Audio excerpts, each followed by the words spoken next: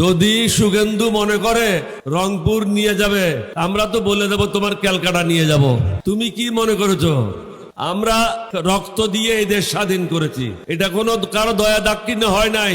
তোমরা চেয়েছিলে পাকিস্তানকে দ্বিখণ্ডিত করতে, আমরা চেয়েছিলাম স্বাধীনতা। তোমরা আমাদের সব কলকারখানার যন্ত্রপাতি তোমরা চুরি করে নিয়ে গেছো। আমাদের পাকিস্তানের যে প্রায় 1 লক্ষাধিক সৈন্য ছিল, তাদের গোলা বারুদগুলি তোমরা চুরি করে নিয়ে গেছো। তাহলে কিভাবে তোমরা বলতে পারো তোমরা বাংলাদেশের স্বাধীনতা দিয়েছো? তোমরা তো লুটপাট করার জন্য আসছিলা, তোমরা তো আমাদের দেশ থেকে জিনিস চুরি করার জন্য আসছিলা, তোমরা তো স্বাধীনতার জন্য আসো নাই।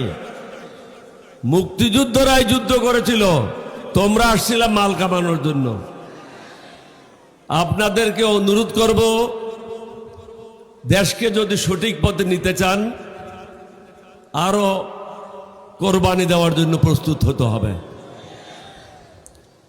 এখন দেশ ঠিক পথে নাই, মানবতা নাই, নীতি নৈতিকতা নাই। এটা একটা ভারত প্রতিবেশী দেশ হিসেবে অত্যন্ত সুপরিকল্পিতভাবে নীতি নৈতিকতা এবং সুশাসন ধ্বংস করে দিয়েছে। একটা জাতিকে যদি ধ্বংস করতে হয়, তার ধর্মকে ধ্বংস করতে হবে, নীতি নৈতিকতাকে ধ্বংস করতে হবে, জাতিকে দুর্নীতিগ্রস্ত করতে হবে। হাসিনা অত্যন্ত সুন্দরভাবে সবাইকে দুর্নীতিগ্রস্ত করেছিল। অত্যন্ত অহংকারের সাথে বলেছিল, আমার পিয়নেরও 400 কোটি টাকা আছে, এবং সে হেলিকপ্টারে চড়ে বেড়ায়। তুমি একজন প্রধানমন্ত্রী হইয়া এটা কিভাবে বলো? তাহলে তুমি নিজে চুরি করার জন্য সুযোগ দিয়েছ, নিজেও চুরি করেছ, সবাইকে চুরি করার জন্য সুযোগ দিয়েছ। আজকে বিশেষ করে আমরা আপনাদের কাছে কেন আসলাম? আমরা এসেছি, সকলে মিলে আপনারা ভোট দিয়েছেন, দেশে কিছু সংস্কার আনতে হবে। এই সংস্কার আমরা যারা 11 দল আছি আমাদের সুবিধার জন্য না, সরকারি দলের সুবিধার জন্য না, সার্বিকভাবে বাংলাদেশের মানুষের সুন্দর ভবিষ্যৎ রচনা করার জন্য।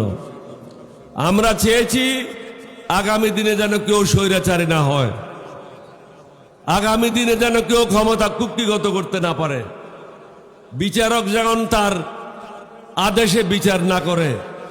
এখন কি হচ্ছে? বিচারককে বলে দেয় একে জামিন দাও, একে ছেড়ে দাও, একে বন্ধ করো। এটাই তো চলছে। বড় বড় দাগি আসামিরা, বিএনপির উকিলেরা তাদেরকে জেল থেকে বের করেছে, এটা তো রেকর্ড আছে, এটা তো আমার কথা না। তাহলে তারা কি চায়? দেশটাকে আবার ধ্বংসের দিকে ঠেলে দিতে চায়। আইন শৃঙ্খলা মোটেও ভালো না, দ্রব্যমূল্যের ঊর্ধ্বগতি, আপনাদের পকেটে পয়সা নাই, বেকার সমস্যা বৃদ্ধি পাচ্ছে, আপনাদের ছেলেদের ভবিষ্যৎ অন্ধকার। সেই অন্ধকার থেকে আলোর পথে আসার জন্য আমাদেরকে পুনরায় জাতি হিসাবে ঐক্যবদ্ধ হতে হবে। এবং ডক্টর শফিকুর রহমান সাহেবকে অনুরোধ করব, একটা নির্দিষ্ট গোল নিয়ে আমাদেরকে এগিয়ে নিয়ে যান, সমাপ্তির দিকে নিয়ে যান। প্রথম রাউন্ড ঠিক আছে, গণসংযোগ করার প্রয়োজন, জনগণকে সম্পৃক্ততা করা প্রয়োজন, সেটা আমরা সফলভাবে করতে সক্ষম হয়েছি। এখন প্রয়োজন হলো যারা অন্যায় করছে তাদের বিরুদ্ধে অবস্থান নেওয়া, সুস্পষ্টভাবে অবস্থান নিতে হবে। আপনারা কি আমার সাথে একমত? শফিকুর রহমান সাহেব দেখলেন তোরা একমত, এখন আপনাকে সিদ্ধান্ত নিতে হবে। আপনাদেরকে কষ্ট দিতে চাই না, অনেক রোদের মধ্যে বসে আছেন, আমাদের মধ্যে তো আংশিক রোদ আংশিক ছায়া আছে, মোটামুটি ভালো অবস্থানে আছি। আপনারা অনেক কষ্ট করেছেন, আল্লাহ আপনাদের ভালো করুক। আমাদের জন্য দোয়া করবেন, আমরাও দোয়া করব, সবাই মিলে যেন একটা সুন্দর বাংলাদেশ গঠন করতে পারি, সেটার জন্য আল্লাহর কাছে দোয়া করবেন। এটা একটা বিশেষ মাস, মুসলমানদের জন্য প্রথম মাস। আমাদের জন্য কিন্তু জানুয়ারি প্রথম মাস না, আমাদের জন্য বৈশাখ মাস প্রথম মাস না। একটা হলো ইংরেজদের আর একটা হলো মুঘলদের। মুসলমানদের জন্য হলো মহরম। আমরা এই মহরম মাসে প্রবেশ করেছি, সুতরাং এখানে আপনাকে নতুন উদ্যমে মুভমেন্ট শুরু করতে হবে।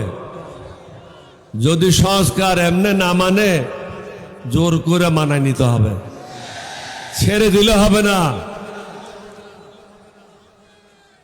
আমাদের দেশে একটা কথা বলে, এটা খারাপ কিছু মনে করেন না, বলে ছাগল যদি ধরতে হয় প্রস্রাব করার সময় ধরতে হবে। প্রস্রাব করা সারলে ছাগল দৌড়তে শুরু করে। এখন ওই সময়, এটা উপযুক্ত সময়, এখন ওই ধরেন।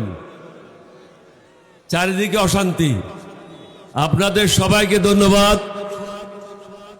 বৃহত্তর খুলনাবাসীকে এলডিপির পক্ষ থেকে মোবারকবাদ।